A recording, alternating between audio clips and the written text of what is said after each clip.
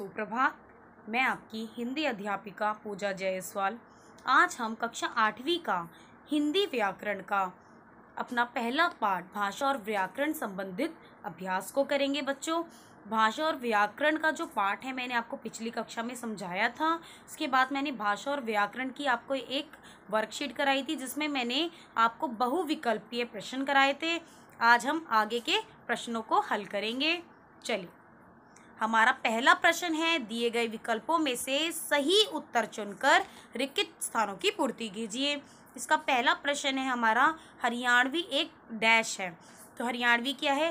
पहला भाषा है, दूसरा बोली है, तीसरा लिपि है या चौथा व्याकरण है। तो इसका सही उत्तर क्या होगा बच्चों कि हरियाणवी एक भाषा तो नहीं हो सकती, ठीक है, और व्याकरण भी नहीं हो सकता, क्योंकि व्याकरण क्या सिखाता है हमें?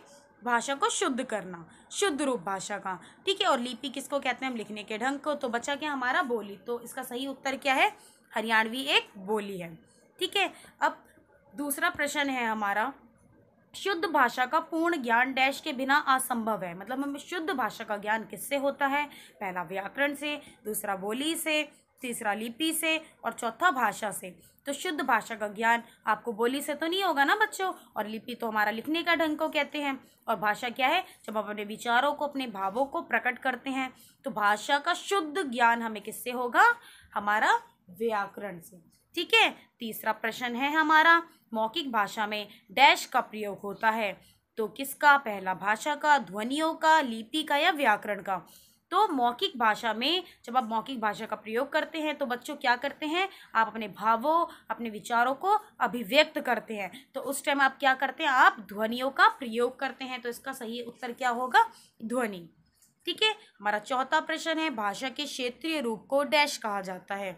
तो भाषा के क्षेत्रीय रूप को क्या कहा जाता है? लिपि, बोली, व्याकरण या भाषा। तो इसका सही उत्तर क्या होगा बच्चों कि जो भाषा है क्षेत्र में बोली जाती है तो उसको हम क्या बोलते हैं? बोली। तो इसका सही उत्तर क्या होगा बच्चों? बोली।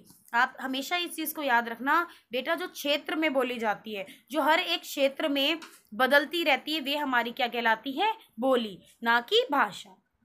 हमारा पांचवा प्रश्न है, व्याकरण के उस विभाग को जिसमें शब्दों के भेद, रूप, बनावट आदि का वर्णन होता है उसे क्या कहते हैं? यहाँ पूछ रहे हैं कि व्याकरण का उस विभाग के बारे में बताइए जिसमें शब्दों के भेद को जानते हैं, उसके रूप को जानते हैं, उसकी बनावट को जानते हैं, उसे हम क्या कहते हैं? पहला वर्ण विचार, दूसरा शब्द विचार, तीसरा वाक्य विचार और चौथा है हमारा भाषा विचार। तो हमारा सही इसका उत्तर क्या होगा?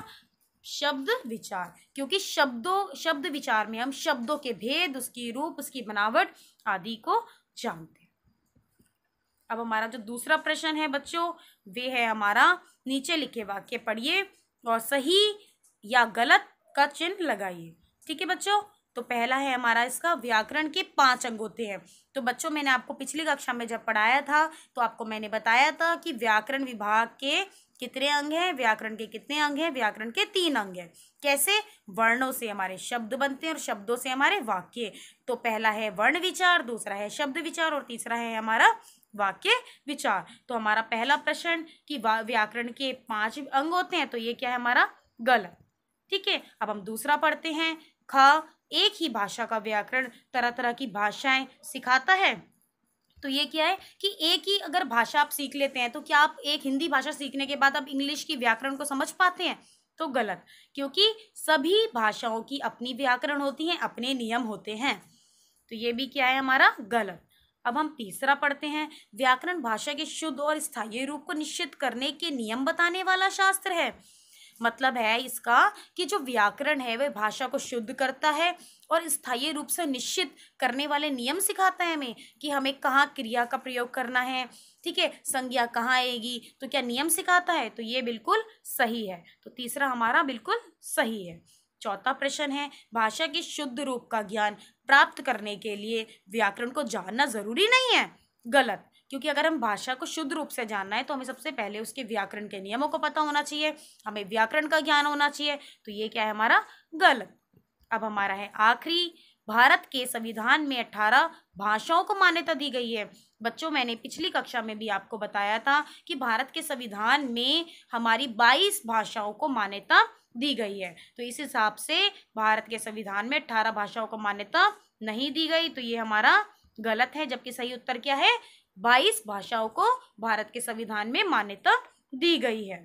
ठीक है बच्चों, मैंने आपको जितने भी प्रश्न के उत्तर कराए, आशा करती हूँ आपको अच्छे से समझ आए होंगे। ठीक है, अगले वीडियो में भी मैं आपको भाषा और व्याकरण से संबंधित कुछ अभ्यास